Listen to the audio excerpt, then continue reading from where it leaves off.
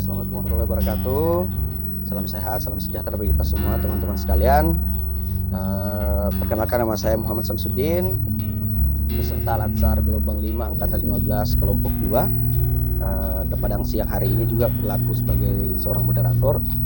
Sebelum lanjut, mungkin masing-masing dari kita perkenalan dulu. Silahkan yang mau perkenalan di awal, siapa? Perkenalkan, nama saya Muhammad Hardiman SP, peserta Latsar CPNS tahun 2022, gelombang 5 angkatan 15 kelompok 2, instansi Dinas Pertanian Kabupaten Mamasa. Terima kasih. Oke, terima kasih Saudara Hardiman. Silahkan selanjutnya. Wabarakatuh. Waalaikumsalam. Perkenalkan, nama saya Supriyandi. Saya peserta Latsar CPNS Kabupaten Mamasa, gelombang 5 angkatan 15 dari kelompok 2, dari instansi Dinas Pertanian Kabupaten Mamasa. Oke, terima kasih. Ya, selanjutnya Ibu Nurmayanti.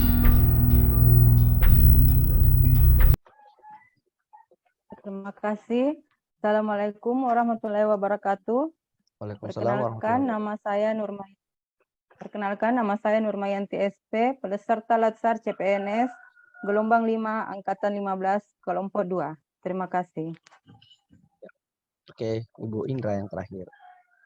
Terima kasih atas kesempatannya. Perkenalkan, nama saya Indra Anggraini Putri, peserta Latsar CPNS tahun 2022, kelompok 2, gelombang 5 angkatan ke-15, instansi dari Dinas Pertanian Kabupaten Mamasa. Terima kasih. Ya, oke. Terima kasih banyak, Ibu. Ya, oke. Selanjutnya kita akan coba masuk ke materi. Sebelum itu saya mau sampaikan bahwa tantangan ASN atau tantangan aparatur sipil negara untuk dewasa ini ada 3. Yang pertama tentang teknologi disruption, yang kedua tentang millennial disruption, yang ketiga tentang pandemic disruption. Nah, di mana tantangan ini menjadi tantangan kita bersama, sehingga pada tanggal 27 bulan Juli kemarin, tepatnya 2021, Presiden Joko Widodo meluncurkan core value dan employer branding, yaitu Bangga Melayani Bangsa, yang dimana core value ini terdiri dari 7 poin. Nah, salah satunya yang akan kita coba bahas pada kesempatan kali ini. Oke, teman-teman sekalian, yang akan coba kita bahas dari core value ini adalah kompeten. Ya, oke. Siapa yang bisa menyampaikan di awal? Kompeten itu dalam core value ASN itu apa sih sebenarnya? Yang masuk di core value berakhlak, ASN berakhlak itu apa sih kompeten itu? Baik, saya sedikit menjelaskan definisi kompeten. Oke. Menurut saya, kompeten itu adalah kemampuan seseorang untuk melakukan sesuatu secara memadai. Kemampuan seseorang untuk melakukan sesuatu. Ya, silahkan dilanjut secara saja. Memadai atau kapasitas mental seseorang untuk memahami suatu proses. Ya. Di dalam core value ASN dan employer branding itu, teman-teman sekalian, salah satu nilai yang ditekankan di situ adalah nilai kompeten. Nah, kira-kira sebagai seorang ASN untuk mencapai perilaku kompeten ini dalam keseharian kita, kira-kira apa yang harus kita lakukan? Ya, baik. Silakan. Saya akan coba kembali. Apa yang perlu kita lakukan dalam mencapai suatu tujuan kompeten? Yang pertama itu learn. Oke, ya, learn. Ya, learn. Learn ini kita sebagai ASN biasakan belajar hal-hal yang baru dan dilakukan secara terus-menerus. Oke, ya. Itu learn yang kedua. Oke, yang learn. Yang kedua, unlearn. Unlearn, ya. Ya. Tahap unlearn ini adalah lupakan atau tinggalkan apa yang telah diketahui berupa pengetahuan atau keahlian. Ya, silahkan lanjut. Terus yang ketiga itu relearn. Ya. Tahap ini adalah kita benar-benar menerima fakta baru. Ingat, proses membuka perspektif terjadi dalam unlearn. Oke. Ya, terima kasih atas jawabannya, Bapak Hardiman. Ya, beberapa hal yang mungkin kita bisa lakukan untuk mencapai perilaku kompeten itu adalah salah satunya adalah learning, unlearning, dan relearning. Di mana learning ini adalah atau learn ini adalah bagaimana kita membiasakan diri untuk belajar hal-hal baru ya, seperti itu ya, Bapak Hardiman. Oke, terus yang kedua unlearning, yaitu melupakan hal yang sudah dipelajari sebelumnya. Tapi mungkin di sini penekanannya unlearning ini bukan melupakan secara penuh atau secara melupakan semua yang sudah kita pelajari, tapi mungkin ada beberapa hal yang perlu kita tekankan tentang beberapa hal yang sudah kita pelajari sebelumnya. Jadi bukan menutup bukan mengharuskan kita melupakan semua hal, tapi segala sesuatu yang masih bisa dimanfaatkan, masih bisa digunakan, misalnya pengetahuan itu yang masih relevan itu jangan kita lupakan ya, tapi hal-hal yang sudah tidak berrelevan bisa dilupakan. Itu yang dimaksud pada poin kedua mungkin ya. Betul sekali Pak Samsudin. Terus yang ketiga, relevance itu menerima fakta baru, bahwa kita harus membuka paradigma, kita harus membuka perspektif baru tentang pengetahuan-pengetahuan baru yang masuk ke dalam diri kita melalui learning, unlearning, dan relearning ini. Oke, itu adalah perilaku pertama. Oke, selanjutnya apa lagi selain learning, unlearning? Saya, Pak. Ya, silakan. Baik, terima kasih atas kesempatannya. Mungkin kalau dari saya salah satunya itu adalah meningkatkan kompetensi diri. Oh, meningkatkan dalam hal ini diri. Ya, dalam hal ini kita bisa melaksanakan belajar sepanjang hayat, merupakan sikap yang bijak, dan setiap orang termasuk ASN itu selayaknya memiliki watak sebagai pembelajar. Dalam hal ini pembelajar sepanjang hayat yang dapat bertahan dan berkembang. Karena sebagaimana kita tahu saat ini kan sudah banyak media-media yang bisa kita tempati untuk belajar. Iya. Banyak hal-hal baru yang bisa kita pelajari. Saya kira begitu. Oke, jadi yang kedua untuk mencapai perilaku kompeten atau untuk mendapatkan perilaku kompeten, itu poin keduanya adalah meningkatkan kompetensi diri. Yang disampaikan oleh Bapak Andi bahwa cara meningkatkan kompetensi diri itu yang pertama adalah belajar sepanjang hayat, belajar sepanjang hayat ya. Jadi maksudnya belajar sepanjang hayat ini seperti kata pepatah bahwa kita belajar mulai dari buayan ya, seperti itu ya, sampai ke liang lahat atau sampai kita mati begitu. Betul sekali yang disampaikan oleh Bapak Andi. Jadi belajar sepanjang hayat untuk mengembangkan pengetahuan ya, melalui dengan berbagai macam metode, melalui berbagai macam media, baik secara langsung maupun secara tidak langsung, baik secara offline, daring, untuk mendapatkan atau mengetahui hal-hal baru. Seperti itu yang dimaksudkan Bapak Andi ya, untuk meningkatkan kompetensi diri. Ya, betul sekali Pak Samsudin. Oke. Iya, itu poin kedua. Poin ketiga? Mungkin ada sedikit tambah dari saya. Ya, seperti yang diungkapkan tadi Pak Samsudin bahwa salah satu poin penting dari kompeten ini yaitu membantu orang lain belajar. Oke. Di sini kita sebagai ASN yang sudah memiliki pengetahuan lebih atau keahlian lebih, kita dapat membantu rekan-rekan kita untuk belajar, mengetahui hal-hal yang mungkin kita bisa bagikan ke rekan-rekan kita yang lain agar pengetahuan yang kita miliki ini bisa diketahui pula oleh teman rekan-rekan kita yang lain. Mungkin seperti itu, Pak. Ya, jadi salah satunya di sini adalah mentransformasi pengetahuan ya. Jadi pengetahuan-pengetahuan yang sudah kita pelajari mungkin di tempat lain itu kita sampaikan atau kemukakan ke teman yang belum tahu, misalnya seperti itu ya. Oke, jadi pada akhirnya semua pengetahuan yang kita pelajari akan tersebar secara luas dan ya semua orang akhirnya akan tahu semua tentang pengetahuan yang sudah kita pelajari.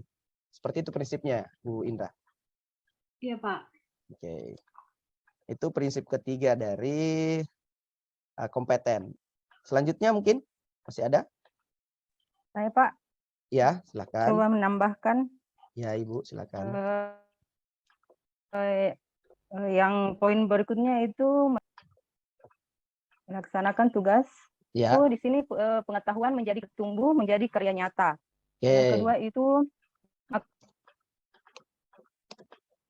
makna hidup dan bekerja baik, di mana di sini pentingnya berkarya terbaik sejalan dengan tujuan hidup seseorang. Dan yang ketiga itu ada hal individu semangat berkarya suksesan pekerjaan seseorang. Oke, terima kasih atas jawabannya, Bu. Ya, ada 3 poin ya atau 4 poin yang kalau tidak salah disampaikan oleh Bu Nurmayanti. Cuma yang sempat tertangkap di telinga saya karena jaringannya agak kurang maksimal. Jadi salah satunya beberapa poin yang Ibu sampaikan, salah satunya adalah pengetahuan tumbuh menjadi karya nyata.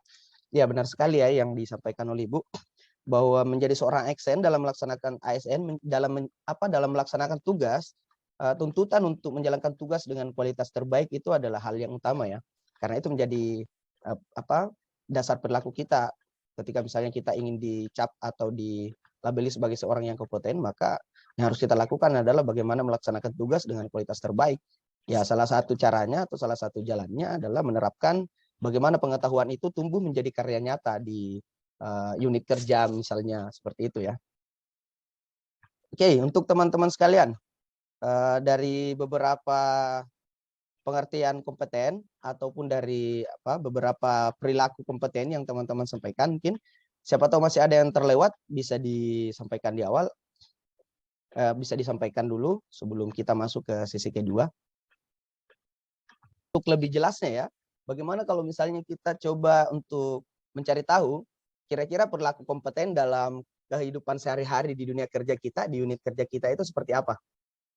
Oke, kalau Pak Hardiman tadi yang poin pertama yang disampaikan, kira-kira contoh kompleks atau contoh real dari perilaku kompeten yang learning, unlearning, dan relevance itu seperti apa sih di dalam dunia nyata atau di dalam dunia kerja kita, di unit kerja kita?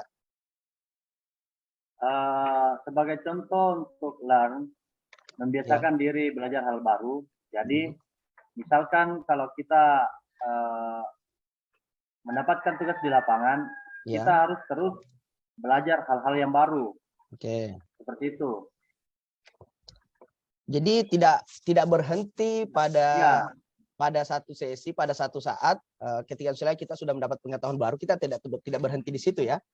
Iya, betul. Ya, karena juga mengingat tadi tantangan ASN ke depan itu ada 3 poin tadi yang sebelumnya saya sampaikan, bahwa salah satu tantangan kita adalah teknologi, terus kemudian keadaan milenial nanti yang menurut prediksi itu di 2030 populasinya sampai 30% yang milenial dispersion itu. Terus yang ketiga soal pandemi juga. Jadi betul sekali disampaikan oleh Pak Muhammad Hardiman bahwa dimanapun kita belajar, posisi dimanapun kita sedang melakukan tugas, yang harus kita lakukan adalah terus belajar ya, menggali potensi yang ada di diri kita, mempelajari hal-hal baru yang ada di sekitar kita. Seperti itu ya.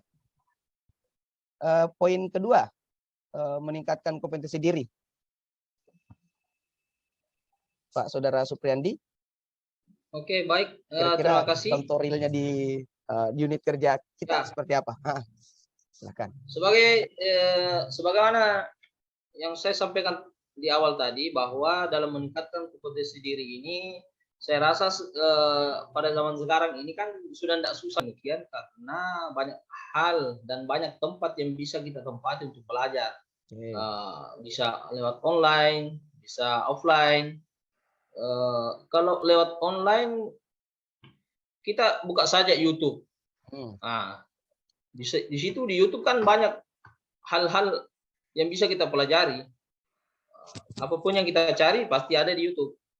Kemudian kita cari di Google, nah itu juga apapun yang kita cari, pasti akan muncul.